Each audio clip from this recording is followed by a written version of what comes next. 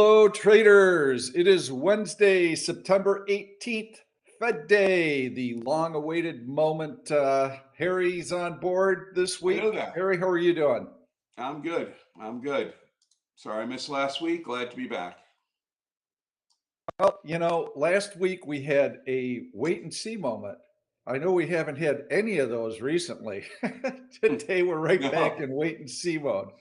And I'm trying to think back of what last week was. It could have been the CPI or the PPI or, the unemployment report. It doesn't matter because we're just constantly in wait and see mode, and the market is extremely news driven.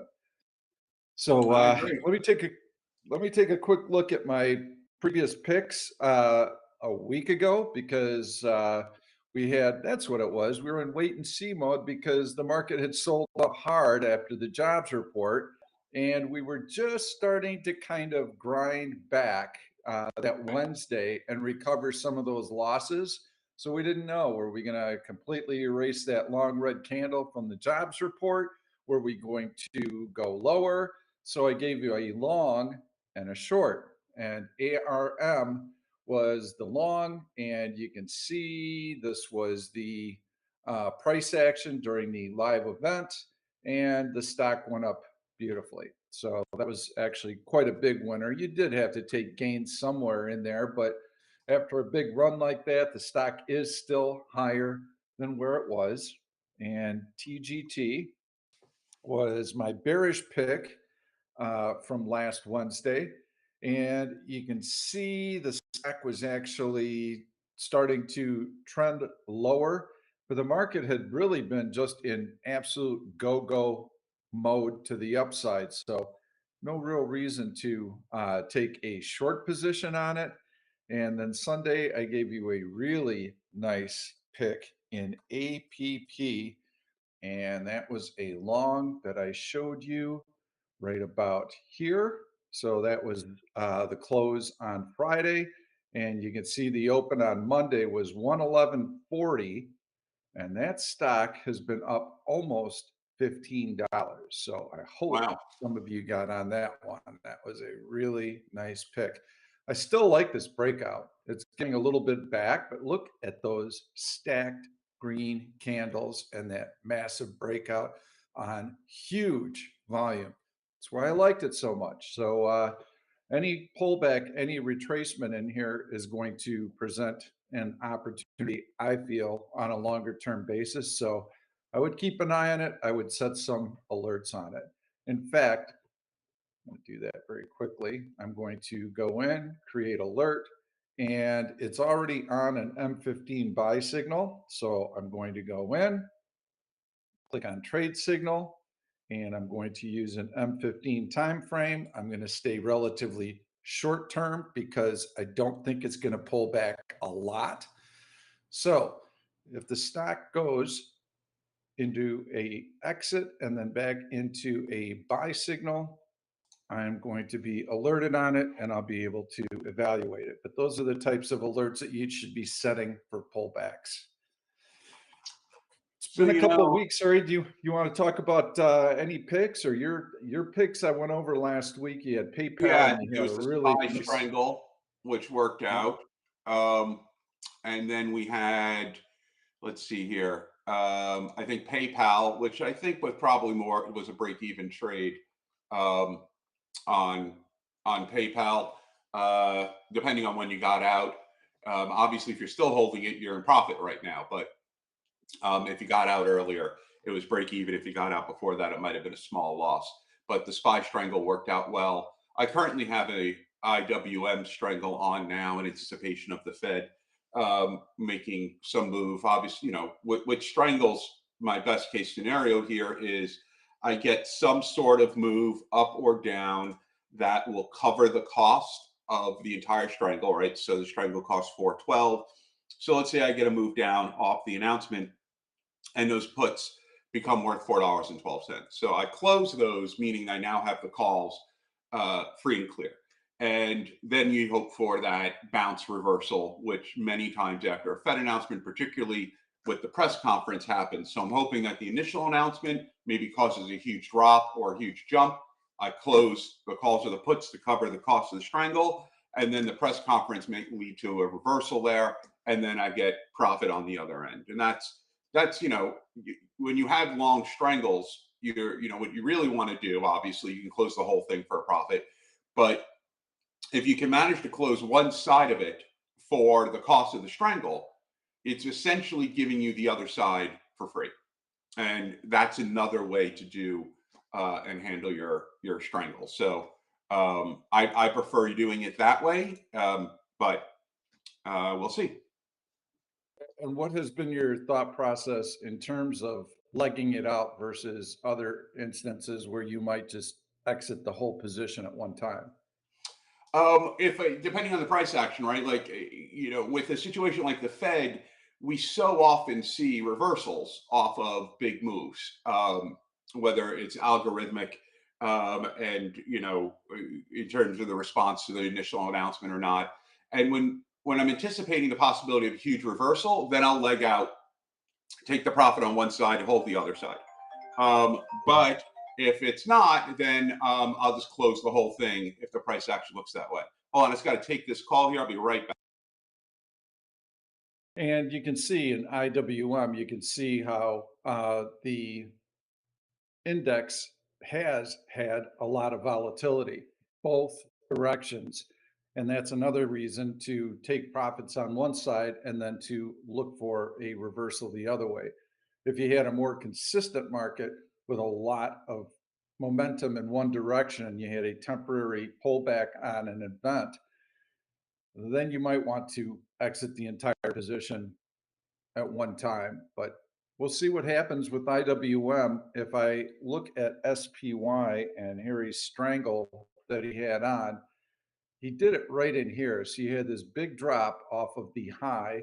And this is the Wednesday event that we had done. And he was looking for a big breakout on that jobs report or a big breakdown on that jobs report.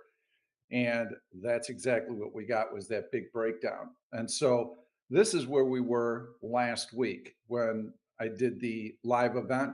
We had just come off of the test of the low of the week, just above the 100-day moving average.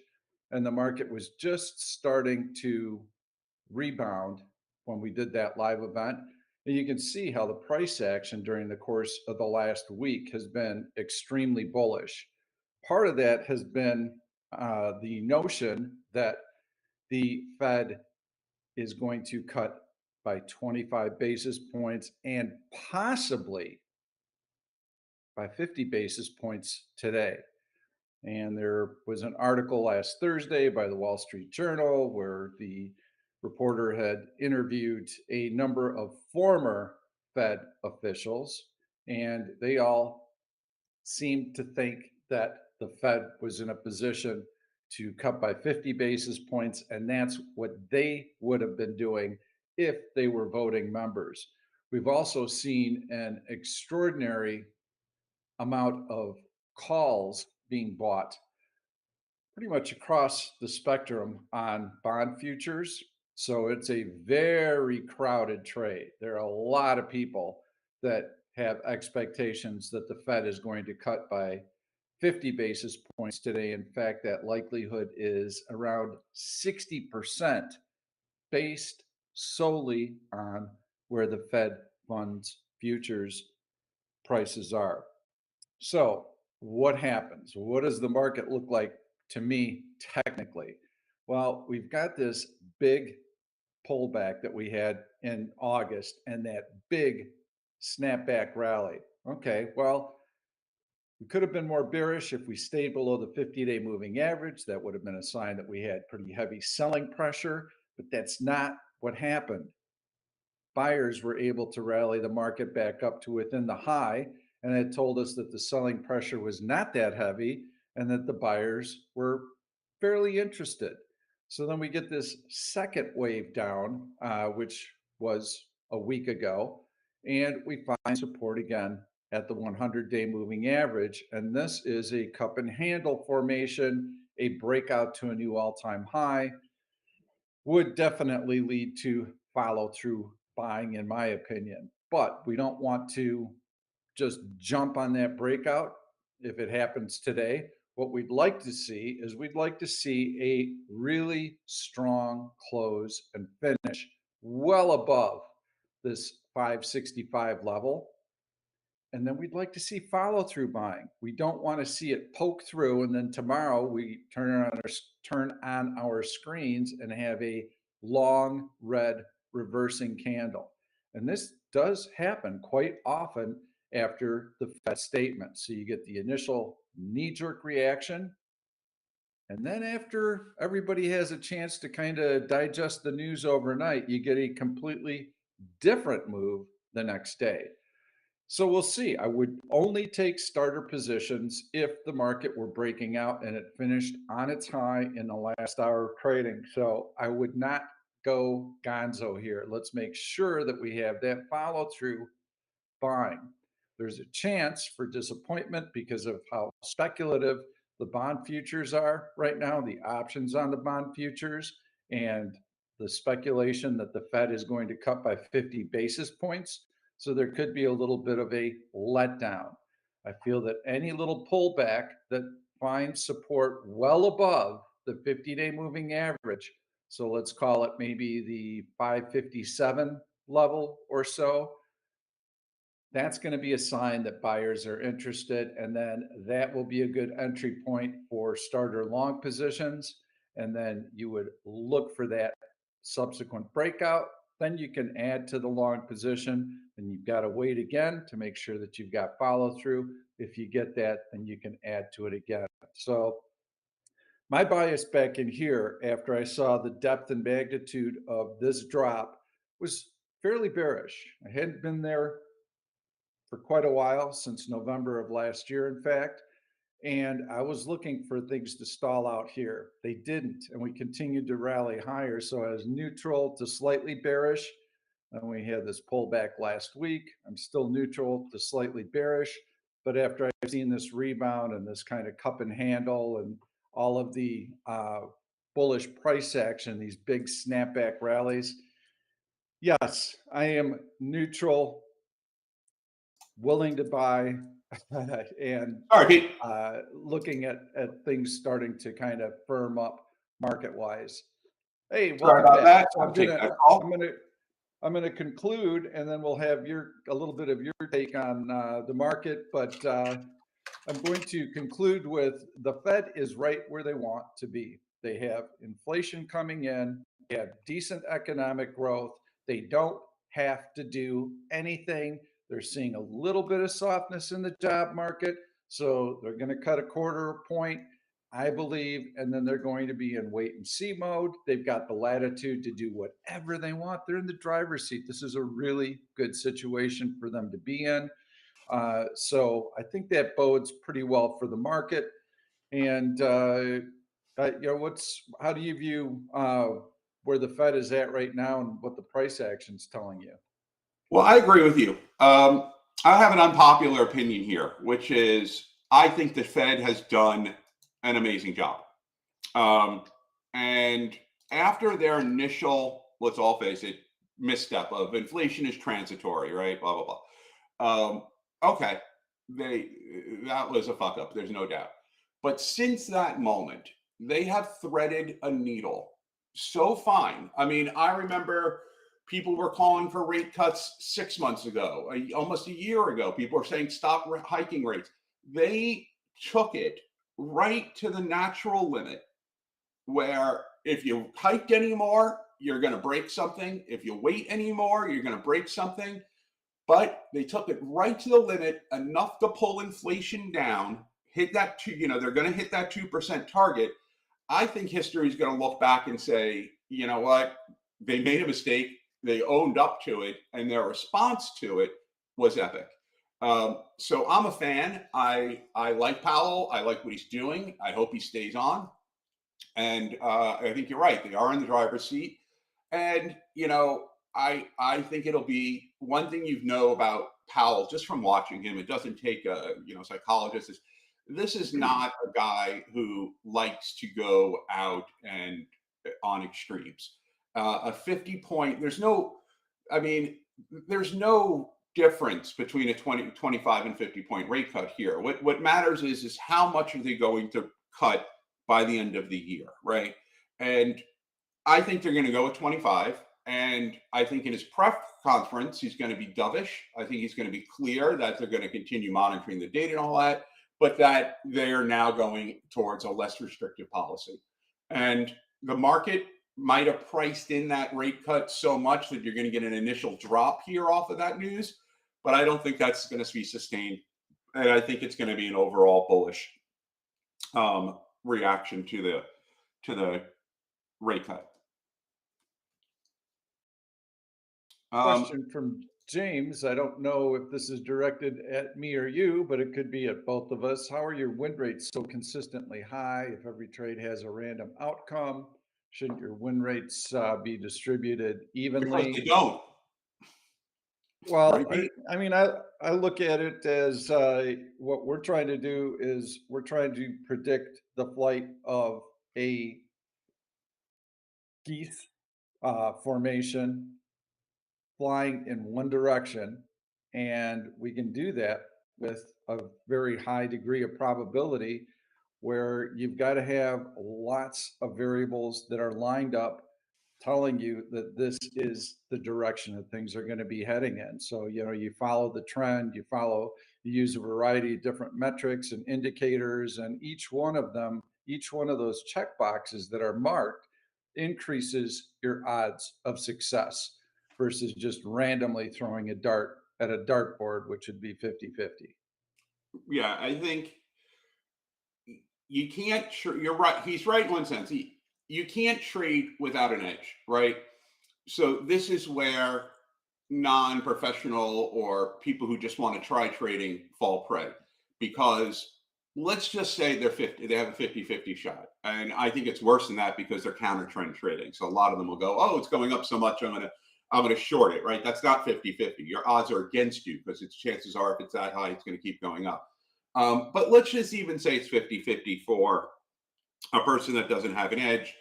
And then you have mindset come in. And then the problem is that the mindset is you're going to take profit much faster and you're going to hold on to losses much longer. And so even though it's 50-50, your losses will outweigh your wins because you're too quick to take profit and you're too slow to take your loss.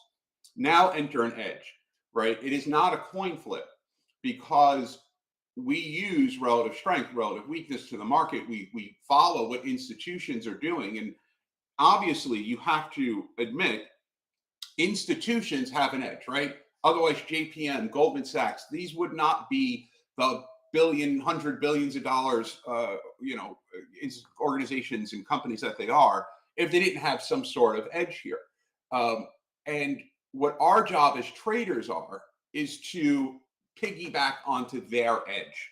They're doing the bulk of the work for us, right? And I wrote an article about how institutions think they're doing the bulk of the work and the hundreds of millions of dollars they're spending in research and trend analysis and data scientists and all of that to see where stocks are going. Our only job is to interpret the price action to see what they're doing. And that's what relative strength and relative weakness gives you. That's what the new trade signals give you. That's what, looking at the correct indicators, whether it's the right moving averages or even AVWAP or whatever it is, gives you. It gives you an insight into what they're doing. And by doing that, you piggyback.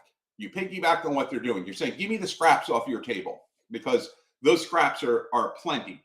And that's why you get a high win rate because institutions have a high win rate. And the more we do what they do by using the clues and the breadcrumbs they drop, the better off we'll be. Going to answer a question. GE, by the way, we're going to take a look at in just a second here. And I have somebody saying, yeah, I don't know about GE. It's overextended. Overextended? What the heck? I mean, that's the whole reason we don't use relative strength, okay, the RSI indicator. NVIDIA, there's a nice breakout. Oh, yeah. Oh, this thing looks so good. Wait, it's overextended. I can't buy it here. Oh, wait a minute. Look, it's going higher. Oh, whoa, wait a minute. Now it's really overextended. Oh, now it's really overextended. You see Yeah. what happens? Okay, so GE is my pick of the day. And let's take a look at it. It's my bullish pick. GE is not NVIDIA. Okay, it is a conglomerate that's got some very good business segments. There's a compression right in here. I love compression breakouts, especially when they have poked through the upper end of the resistance and when there's follow through, which we've seen. And so there's your breakout, there's your follow through, nice long red candle, big volume. So you should not be thinking in terms of overextension all the time. Now, you could argue, oh, wait a minute, you taught me that we shouldn't buy things when they're that far away from the EMA 8. Well, if you look at this longer term compression here, this stock is just starting to get going. So I don't feel like I'm chasing anything. And so this long would be also based upon the Fed reaction. There's no reason to take a long position right now. Let's wait to see what the Fed does. But yeah, I like GE, and I'm going to go into an H1 chart. Sorry, I'm going to take a little bit of time, Harry, and then I'm going to turn it over to you. But we have a H1 buy signal here. We have a breakout through horizontal resistance. Okay, these are our trade signals. Ding, ding, ding, ding, ding. I like this combination on big volume. So now if I go into day trading mode, I'm only going to be looking to day trade this on shorter term time frames and take those shorter term buy signals. So I can use a 5-minute basis. There's a buy signal, there's a breakout. This would be a good entry point for a day trade. We've got another one right here through the prior day's high. These are nice entry points above VWAP on that buy signal. That is how you use the trade signals. Make sure that you're matching up the longer term buy signals with the shorter term buy signals, and also have other very attractive characteristics in the stock, like a breakout, big volume, relative strength. Checkbox, checkbox, checkbox. All right, Harry, sorry about that. Just wanted No to go problem. through my pick of the day. Someone asked about pins as a short. I don't like pins as a short here. Even if the market breaks down, there'll be far better shorts. If you look at the daily chart, this is the first thing you should look at here. Pins obviously up today while the market is weak. So that's your first sign. This is not a good short at the moment, right? There are plenty of stocks that are down today with the market is weak, which means if the market drops, those stocks are probably going to drop even more. Secondly, you have a horizontal line of support here at 2850 for pins as well. That comes right off of the August 6th candle. And you seem like it's looking like it broke out of that compression on the low here. I'm not saying pins is a good long. I wouldn't take it long or short, but it would not be on my radar at all. Someone asked about the challenge account and the MO holding losers too long, probably too quick. What you're seeing in the challenge account, and I have no doubt the challenge account will double before, I think by the end of this month, I'm hoping, but certainly by next month. Making 100% return using only options. And that becomes we've had trades that have almost doubled the account on one trade. And we've had trades that have almost crushed the account. And that's the difficulty with options, right? Options are these, shiny objects, and everyone loves to use them. I like them. Everyone likes them. Don't confuse the fact that nothing replaces trading pure stock. Now, the problem, of course, is if you wanted to trade NVIDIA, for example, or SMCI, or any of these, PayPal, whatever, and you have $5,000, $10,000, you can get 10 shares and it goes up $2. Yay, you made 20 bucks, right? And you think, okay, that's great, but I'm not going to be able to make a living doing that. However, if you got 10 options, 10 calls, and it goes up $1, and your options go up $1, now you made $1,000. So you're thinking, okay, the only way I'm going to be able to realistically make enough money that I can support myself or start building an account balance here is to use options. And you're not incorrect, but options have an inherent danger because they have a limited time on them.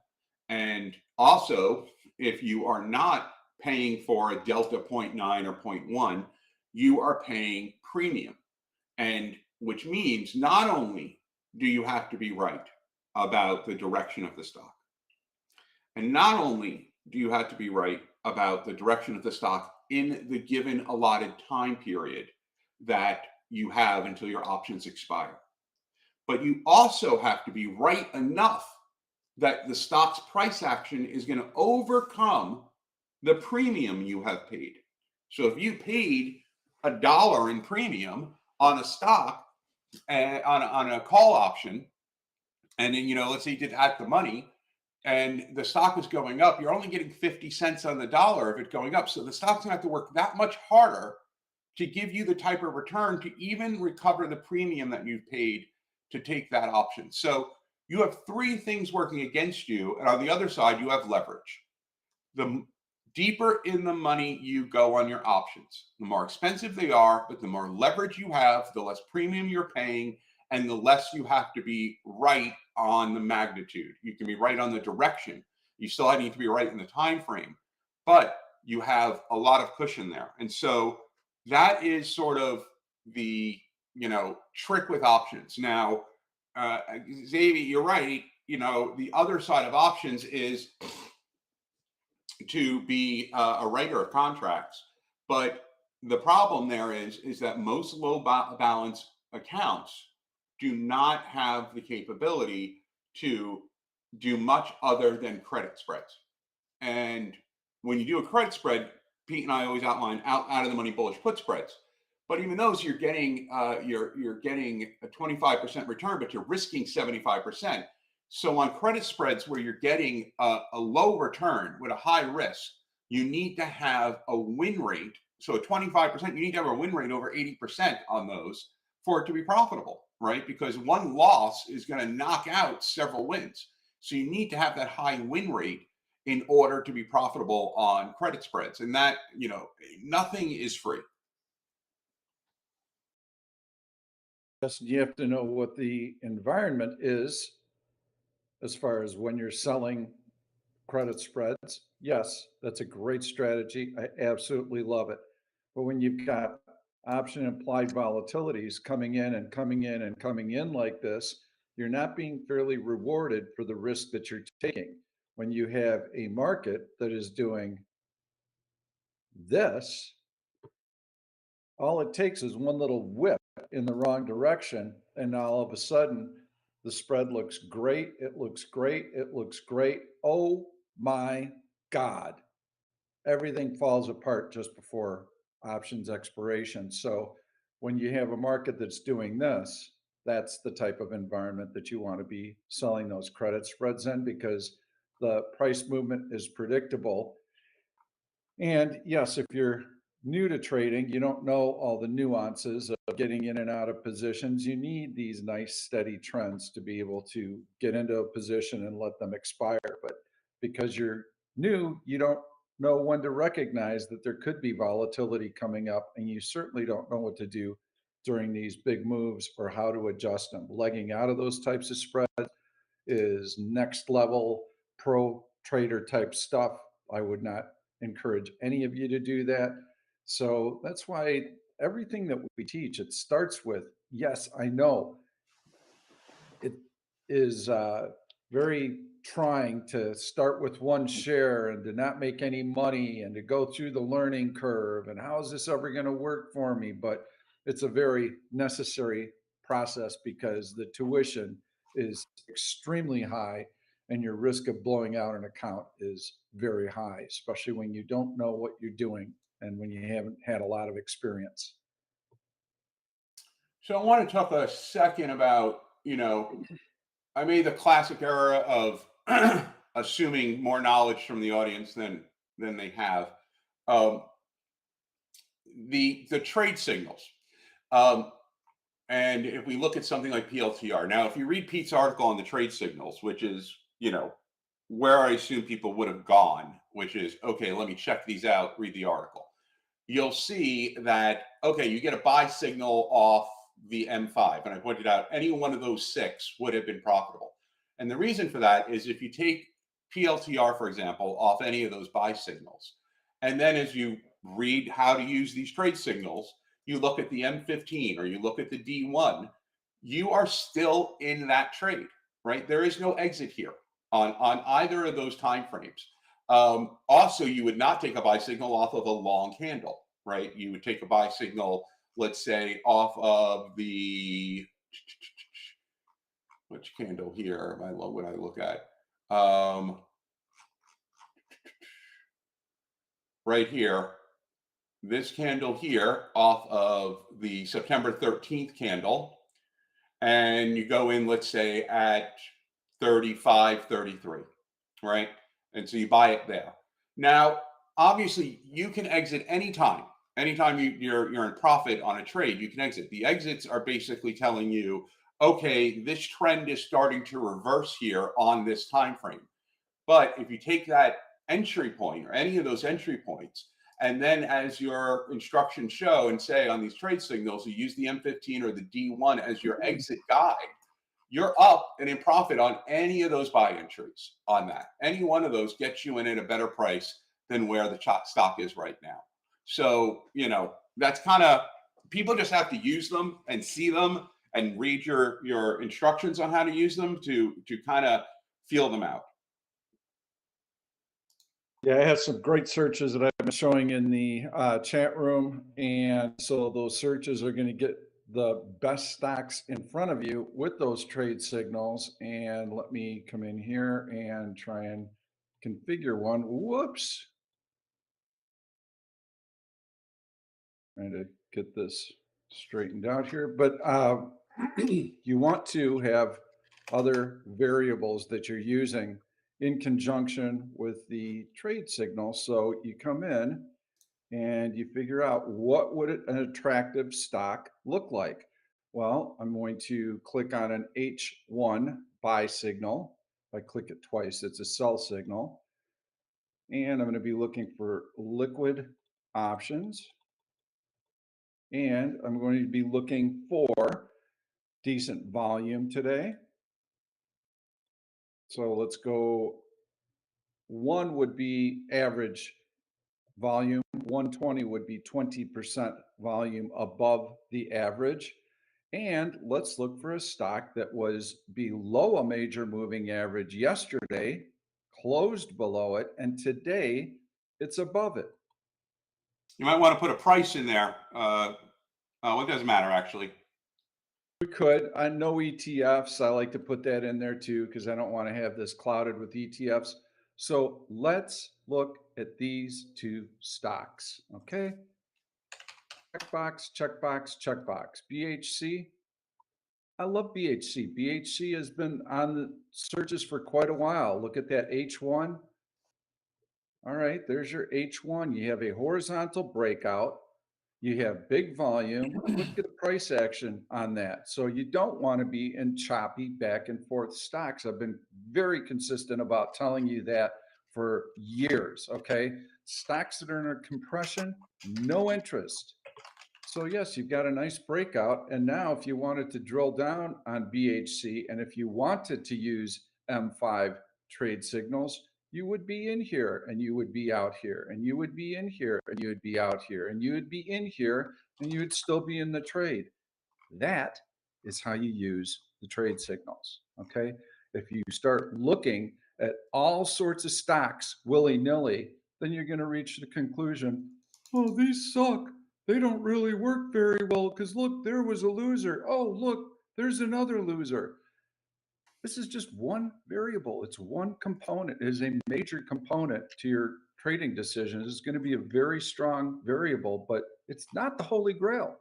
Okay, so use them in conjunction with searches. And then we have a whole series of alerts that you can set for these too. I didn't look at Merck, but since it's on the list, let's see what Merck is doing. Merck is not that attractive. Yes, that's a little bit of a cup and handle in here, but it's got to get through. Getting a I'd like to lot see of, it confirm over that 50 SMA a little bit more. yeah, and then it's got the 200 right above it. So, Yeah. and then it's got the 100. So, no, I wouldn't be interested in this. But if you show me a stock that's making a new 20-day high or a new 52-week high or a breakout through a major resistance level, I'm interested. I'm just going to take a look at this TMUS bearish explosion alert, which amongst all the other things that we have in option stalker, we don't talk about explosion alerts very often, but ACN was a really nice one that we had yesterday. See if I can bring that one up. I am narrowing in on my pick here. Right there. That was just such a great explosion alert. So yeah, you should take a look at all of them. If you get that type of follow through selling and you get a breakdown on these explosion alerts through a technical support level, in this case, you did have a upward sloping trend line that was breached. EMA 8, I'm not that gonzo about it, but the price action was very steady to the downside, just continued to leak lower. My pick, I believe, is going to come right off green royal flush, has a nice buy signal on the daily, has really good support at a flat 400 price point. I like Ulta. Yeah, I like that one too. I like that one too. We're looking at that one yesterday. So you got this little breakout here through the 100-day moving average. Yes, you're above the 50-day moving average. You're above a VWAP E, and take a look at there's your 1 hour H1 buy signal. There's your breakout here. So now, once you have something like this on your radar, now you start setting alerts, okay? And you start trying to buy dips if the market's not doing much of anything. So what would I do right here? Well, you know what? If Ulta can get above VWAP today after the FOMC, I've already done my homework. Yep. And so I can come in and I can create an alert. All right, I've got a couple of different ones that I can set, and I can go show me when there is a buy signal, because right now it's on an exit. That would be one I could set. I could come in, I could go, hey, let me know when it's above VWAP. That, and that is how you set it and forget it. I don't have to have a chart up of it, because the alert is going to tell me when there's a reason to take another look at it. So yeah, I like that one. I like the strength. Even during the market pullback in here, I mean, the stock barely even flinched. So yeah, it's got a nice head of steam in here. And as far as how I would play it, I would probably do a call debit spread here. And again, all this here, I would caveat on the Fed wait. But, you know, the 400, 410 is $3.73. You're making close to a 2-to-1 on that. I like that spread. You're getting a decent discount on the 410. So the 400, 410 for 375, 370, that would probably be the call debit spread. And let's see here. Someone asked, insight when you do use a spread, calls and puts, this would be a case where you have pretty expensive options because it's a $400 stock, but it's a stock that has a very high ATR. So when it moves, it moves. If you're right about the direction, you're going to capture a decent amount. Now, with 2 days left, I don't think the stock's moving more than $10. So I don't think I'm going to get much benefit from just buying straight calls as opposed to the call debit spread. If this thing goes to 410, I'm getting the full profit on my call debit spread. The only way it would make more sense to buy straight calls on this would be to buy in the money calls that are going to expire Friday, or go out next week, in which case it starts becoming at a stock this price cost prohibitive. So that's why I like the call debit spread for this one. And someone asked, spoke to an accountant, there's no downside registering tax trader status. There isn't, it's just difficult. You have to prove that you are trading a certain number of hours a day. You have to prove that it's one of your primary sources of income. You have, there's a lot of hoops that you have to jump through. But if you are going to be a professional trader, if you are making a business plan, if it's something you do, then yeah, forget about worrying about wash sales. You can get a LLC, turn it into an S corp, and write a hell of a lot more off. There's a lot of benefits to that, and then there's also, not saying that you need to use it, but without tax trader status, you can only write off $3,000 in losses, and if you happen to have a down year, then you can write off all of your losses, right? So obviously, you hope you don't have to use that benefit of TTS, but it's there. So it's just difficult to get, and careful, because if you want tax trader status for next year, you have to apply for it now. You can't apply for it, make it retroactive. If you want to do that, you have to have a really good reason why you didn't apply for it before, because there is a delay on it, a 1-year delay. So if you want it for next year, you need to apply for it now. If you want it for this year and you don't have it, you're really going to have to write some sort of letter to convince them to make it a retroactive thing. So, but there is no real downside to it if you are a trader. My bearish pick this week is going to be Adobe, ADBE, and we'll go into the D1 chart. You can see this upward sloping trend line right here. Breach to the downside coincides with the 100-day moving average, and you can see that it is below AVWAP-E and the 100-day moving average. This is a shout out yesterday in the chat room that I made. You can also see that the post-earnings reaction has been very negative. I like ADBE on the short side. H1, you can see we've got our sell signal there. So now what you'd be doing on an M5 basis is you'd be looking for those sell signals below the prior day low, got technical confirmation, enter, ride it. Okay, same thing, got sell signal, prior day low, below that prior day low, short it. That's how you use the trade signals. What do I think of Microsoft? Someone asked. Let's take a look at Microsoft here. Microsoft currently, no trade signal on the D1. It's on a sell signal on the M5 and a sell signal on the M15. If I take a look at the chart here, I see, okay, it is bearish today, but this is where, when we say nothing exists in isolation. So yes, we have these sell signals, right? And on the daily chart, you don't have, but it looks weak today.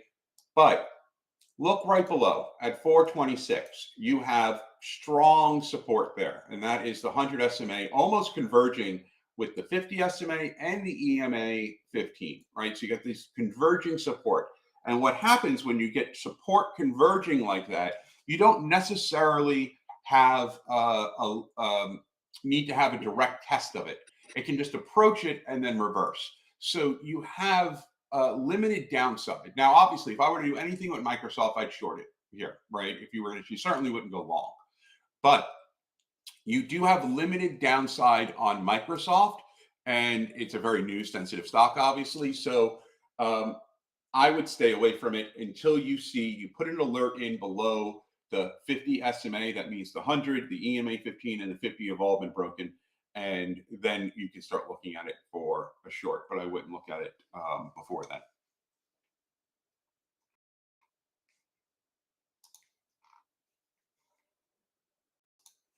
Well, let's see. I had a question on should you use VWAP for intraday and AVWAP-Q for daily? I use VWAP intraday, and I like using AVWAP-E, not Q, E, because that's earnings. I find earnings releases to be much more significant than quarterly. Yep. And the only time I use Q is when it's an index because they don't have earnings. Other than that, and you'll see here, it's the green line is AVWAP-Q on my charts for S&P 500. For stocks, the red line that runs through is AVWAP-E. Question So for you, that's, Pete. Would yep. you set AVWAP to, let's say you're setting it on SPY or the index? Today is probably as close to a parallel for earnings on on an index like that as you'll find. Would you reset the anchor on SPY, QQQ, IWM to an event like today? Well, it is going to reset actually. It is flat because you can see that we're getting near the end of the quarter. So now if you take the average price, which is what AVQ does from last quarter, which was right here, that's why you Hmm. had this big adjustment right here. So now you can see that the market really hasn't done a whole lot. It's going to adjust on Friday. So I wouldn't do anything. I just look at this particular level right here and lean on that. Got it. Got it. Got a couple other questions here. Um, Thoughts on you as a long? Well, someone asked about Reddit as a long. Reddit right now, I do not like. You see, it's retraced almost the entire way. It's below VWAP. Yes, it technically it's up today on a slightly weak market, and you do have a bounce above the 50 support. I would just need to see. This is very choppy, long wicks on all of these on the daily chart. I would really need to see some solid, green candle building, maybe like an Heikin-Ashi continuous candles on the daily chart to start getting interested in Reddit there. And you right now is the daily chart certainly looks good, but it's between two SMAs. It's down today. It's I would not touch that either. So on those two, I think you can find a lot better stocks out there to go long. Let's take a look. So then you've got your buy signal right here. You've got a breakout through a horizontal compression in here. So when you see this, if you're interested in it, you've got heavy volume. So now you've got a few things that look attractive to you. So from this September 12th date, you are really in, let's see if we can get some day trades out of this thing. Let's see if there are any M5 buy signals that would be worth pursuing. I haven't looked at this, okay? So I'm just doing this along with you. So let's see what the M5 buy signals would have been once you identified that. And, you've got some really nice, I can't recall how many days ago that happened, but now you've got some really nice buy signals in here. Probably happened. That could have been the gap right there. So you wait, and you set your alert. Oh, there's a buy signal. So even though the stock retraced a little bit, you know that you like that breakout. You've got a really nice trade right in here. That is a meaty trade from $20 to $21 in the length of about an hour. And right in here, you've got one on the close yesterday. I don't like taking trades on the close. If I'm day trading on an M5, it's like almost the last bar of the day. I might take a pass on that, but you can see there was a little bit of follow through in there. And then you've got your exit kind of where the entry was. So, but once you zoom in on a stock and you know that you like this thing on a longer term basis, that's when you can zoom in and use the shorter time frame trade signals to get in and out of those positions. CNH, someone points out, yes, it looks good. Yes, it's on a buy signal. My only caveat on CNH here is you do have, if you draw from the top of 8.5 and you connect it across to the top of 8.15 and then 8.23 and 8.26, you have a lot of touches in that. You have an aberration on 9.9 that comes up to it and goes back down again. You have that coming right in at 10.85 or 10.83 maybe. So that is, and today it looks like it came right up to it to try to touch it. That becomes a bit of resistance there. So I would set an alert, make it 10.90. And if it breaks through 10.90, then you're looking at, you have around 30 cents before the SMA. Maybe you could ride that up a bit. But, you just have some resistance points here at 10.83. You have $11.23 at the 200 SMA. So yeah, it's got a ways to go before I'd be very bullish on it, but certainly it looks good. I'm gonna run a very quick search. So you have debt to the Fed. Nothing happening on a day like this. Well, I got to find some volume in a stock. So this is a very easy search. Good option liquidity and a high volume, 200% the normal 20-day average volume today, right now. Is there such a stock? There might not be. Okay. But okay, there are some stocks. This is where I would focus my attention on a day like today. All right. So you got absolutely nothing going on in the market. You've got to have some volume in the underlying stock. We could take a look at a couple of them, but I do want to knock through some of your questions. So we'll just take a look at VFC and see what that is. That's an apparel company coming up on major trend lines. Nice little breakout in here. So my point is, make sure that you're using volume in all of your searches, especially when it's slow like this. AES, no, I don't like it. The stock is flat today. It's not really doing anything. I'd wait to see if it breaks out of this mini bull flag to the upside, so you just set an alert for $19.60. And if it breaks that, then you could look at maybe trading that. MU, I know what you're thinking. Yes, MU, which if you are, now this is a difference here. If you're a long-term investor, right, and you're looking at this stock, you're saying, wow, I have some pretty strong support here from back in March, upward ascending trend line. It's bouncing off that support. It's consolidating here at a low at 87. But if you look back, you have a lot of, you have the line at 65. You have the line here at 80. This stock can drop. So I would need to see this stock break out of its current compression, get above the EMA 15 before, and if I was going to think long-term buy it, you're thinking you're trying to buy at the low and ride it up. But now is not the time to do it because you can get burned with this. This thing could drop down to 75 in the blink of an eye on, even today, if you get a rate cut and the market doesn't respond. So I would hold off on that. Moderna, what was I thinking? What am I ever thinking on friggin' Moderna? Jesus Christ, that fucking stock.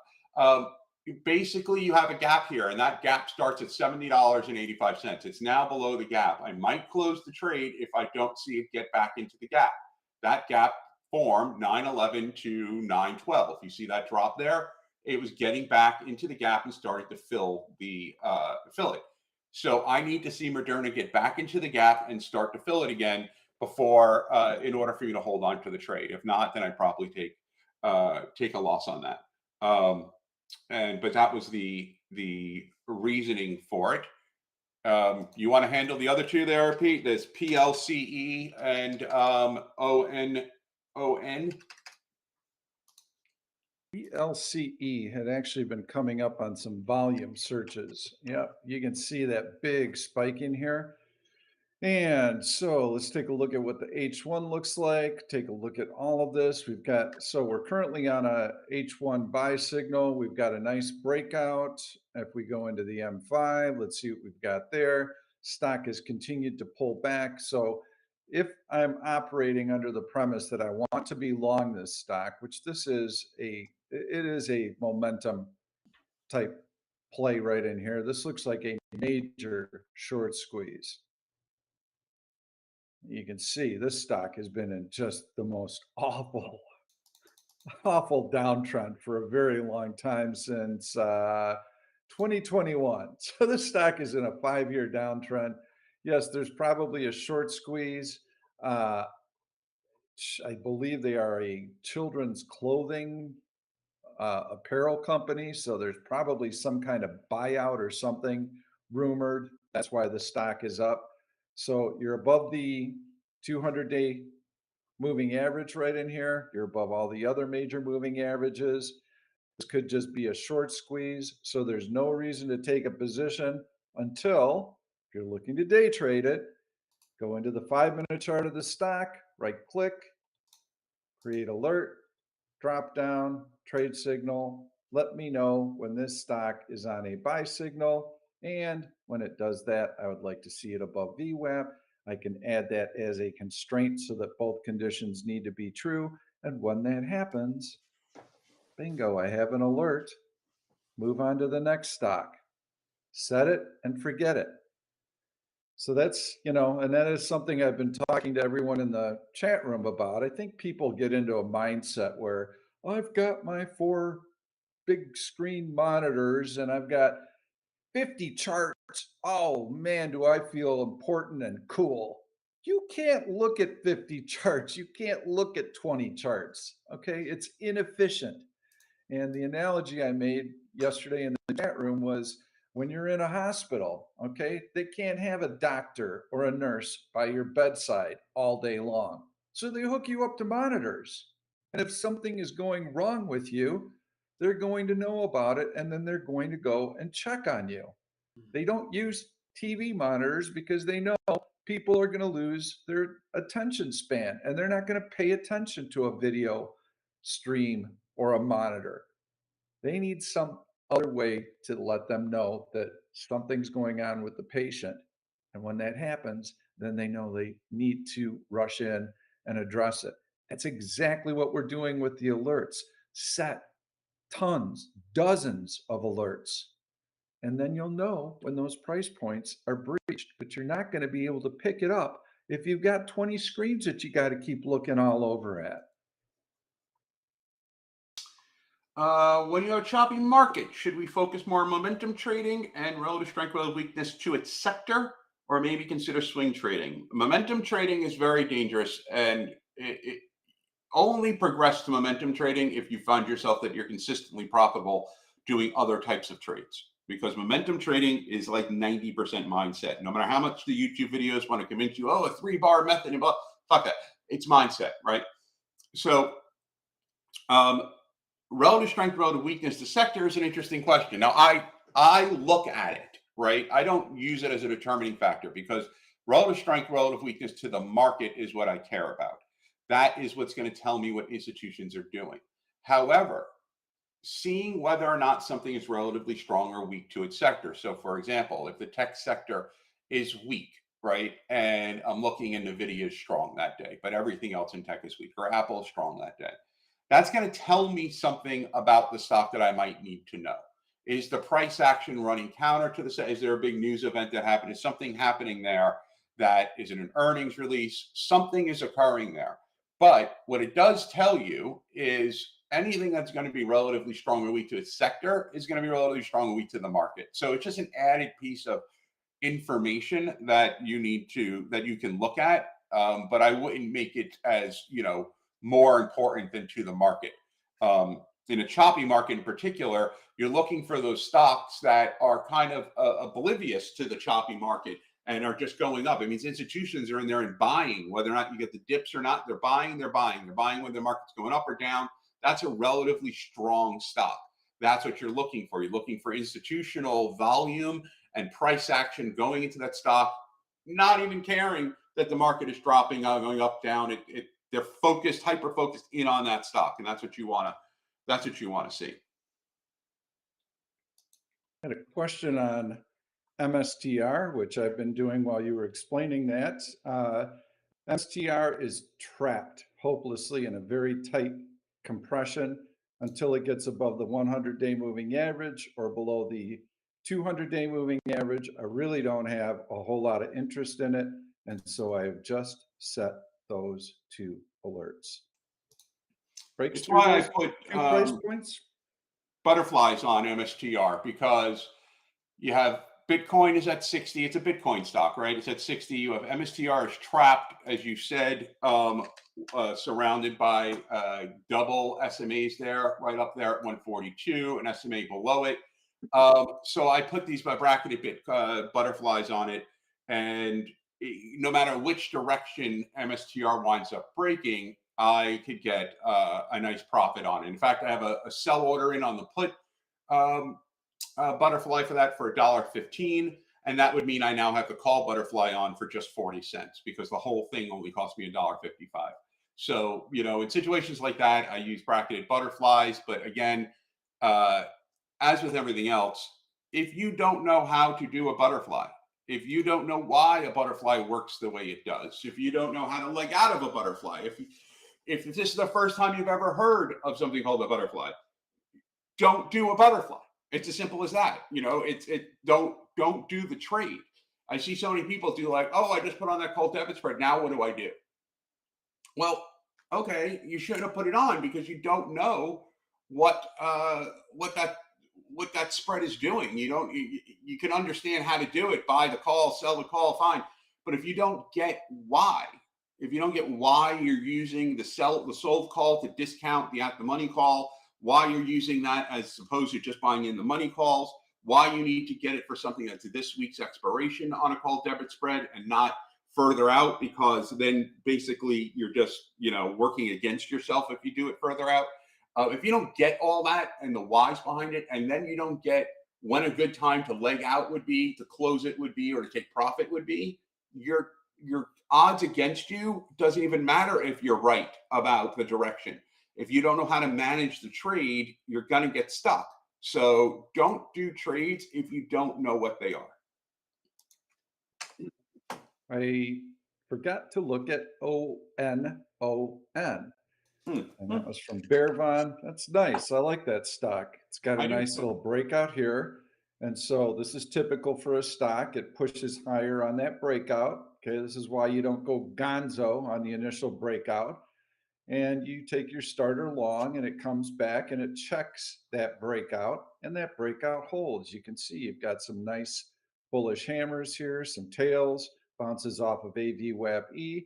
All right, you've got another little entry point possibly here. You've got a breakout right here. Yes, this stock looks really good. I like it. I think it's nice. Let's take a look at the 5-minute price action in here. So once you've identified that, yeah, this is one that I'd be interested in, you can start zooming in and seeing if there are any buy signals on an M5 basis that are attractive to you.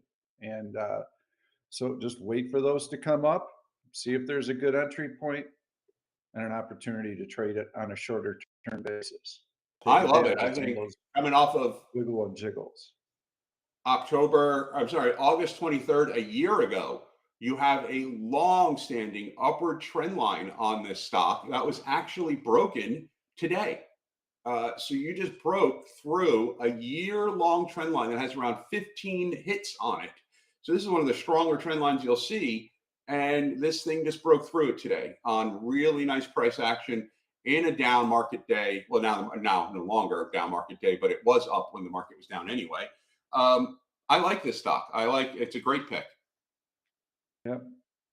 Nicely done by Bearvon. And Marty Nas, I'm glad you like the wiki. I'm still writing more for it, but I'm glad you're getting a lot out of it. I hope it helped. Let's see here. By the way, we opened up Option Stalker yesterday, Trade Signal Tuesdays. That's something I'm going to be offering every Tuesday through October.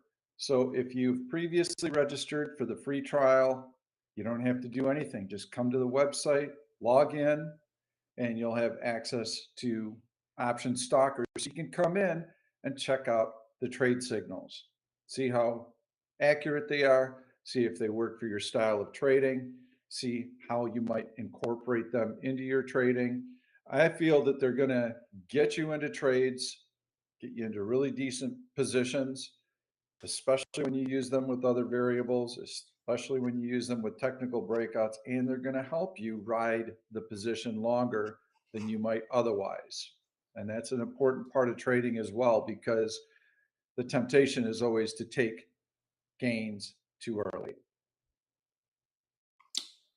And there's so many of you out there that are swing traders. You know, and I know we focus a lot on day trades, but if you notice, almost a lot of my trades are swing trades.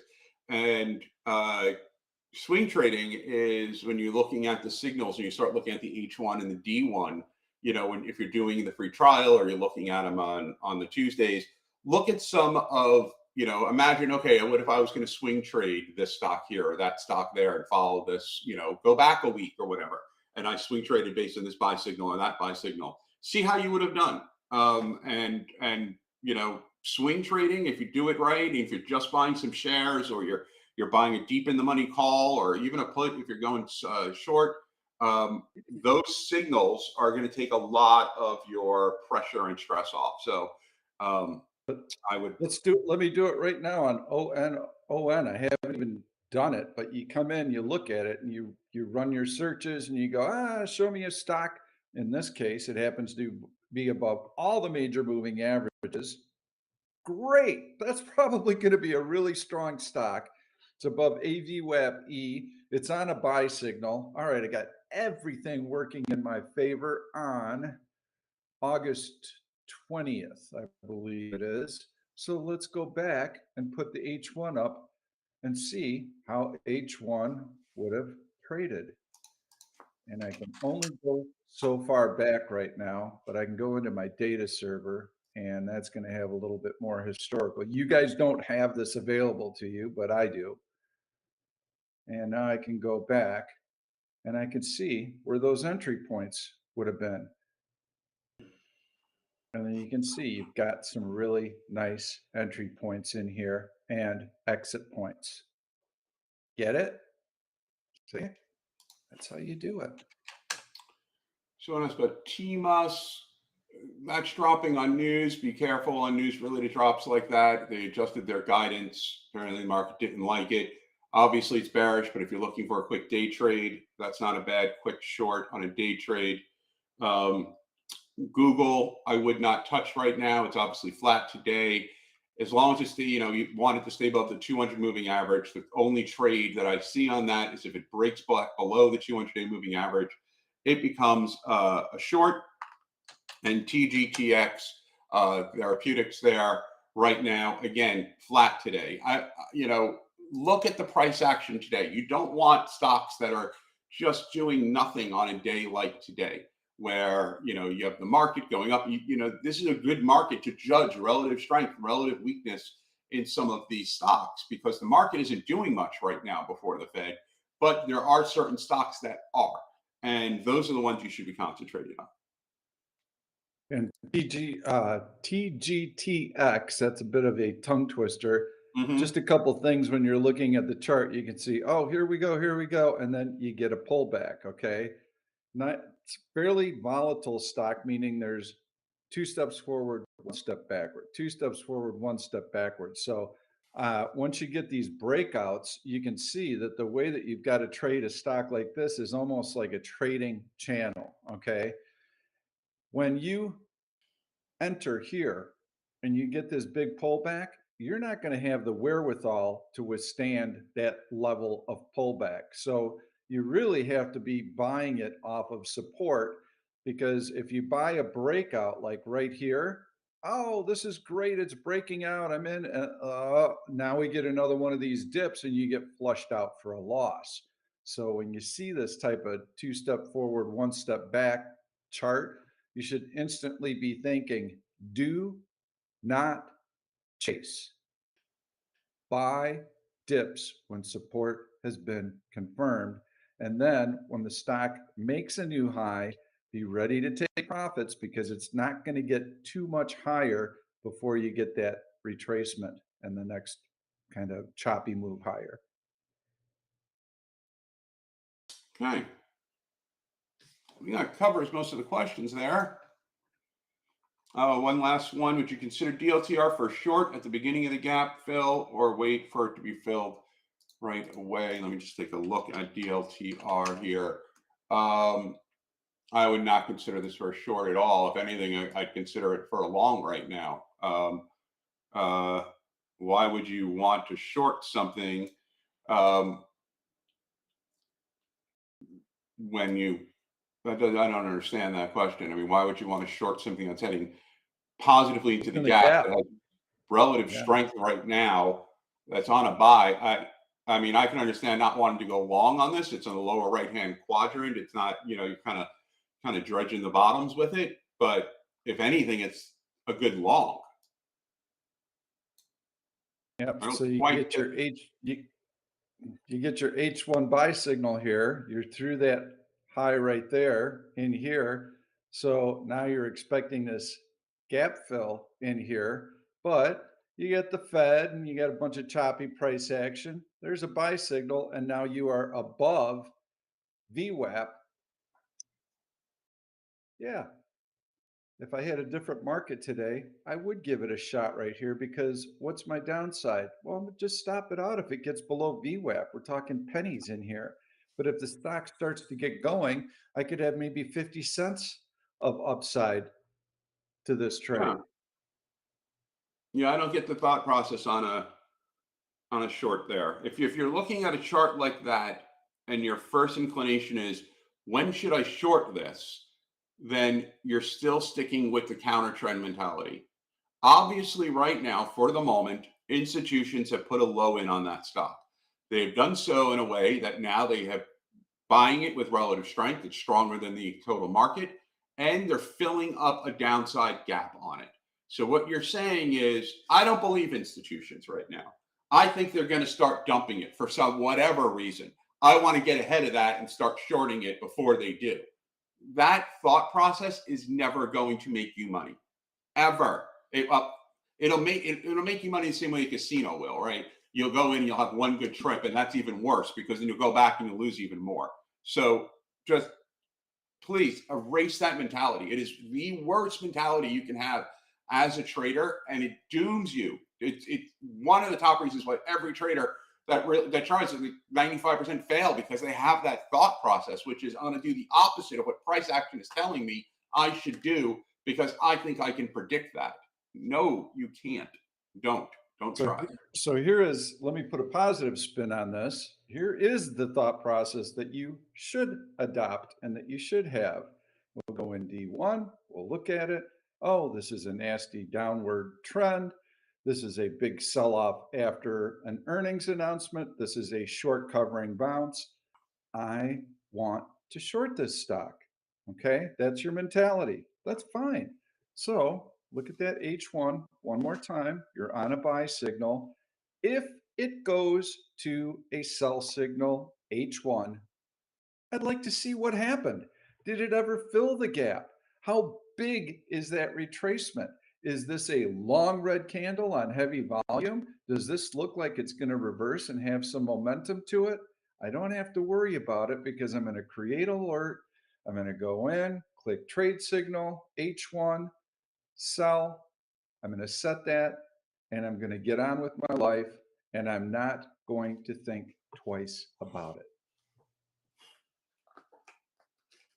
You get a sell signal on that, there's a good chance that you're going to have a bearish flag formation, and that could be your mindset.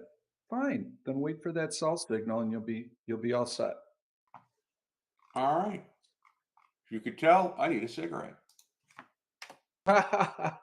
Well, the good thing about the Fed is that we get to have lunch, because there's nothing going to happen for the next 45 minutes. Harry, you and I are always warning everyone that there's so many phases to the FOMC statement. You get the initial news, and then you're going to get all sorts of volatility, and you don't still really know which way the market's going to go most of the time. Then you get the press conference a half an hour after the statement. Sometimes everything can reverse. Sometimes it confirms the initial move. So you've got to wait through all of that. And then the next day, the overnight reaction can also be much different than the And initial reaction. Everybody digests the news. And then, oh my God, what looked so good yesterday looks like crap this morning. And we've got triple witching on Friday with lots of institutions needing to roll positions, and that creates additional market volatility. I will say one thing is that when you have triple witching, and if you get, I'll just use DLTR as an example, when you get this type of price action in one direction, it does have a tendency to continue.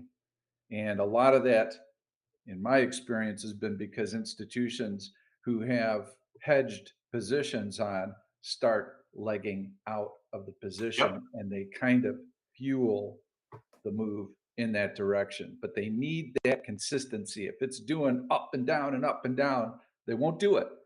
But if they start to sense that there is a pattern developing, then it feeds on itself. So watch for that as well. All right, everyone, enjoy the Fed. Hang on. Don't play the initial reaction. Wait to see what happens and have fun. All right, everyone. Good luck with your trading. And Adobe is my short pick. Wait for the reaction, be it today or in the next couple of days. It's a good short. And then my long pick was GE. I like that one. And just to reiterate, your long pick, Carrie, was Ulta, 400 to Ulta. 410 CDS. All right. Thanks, everybody. Trade Thanks, well. everyone. We'll see you Sunday.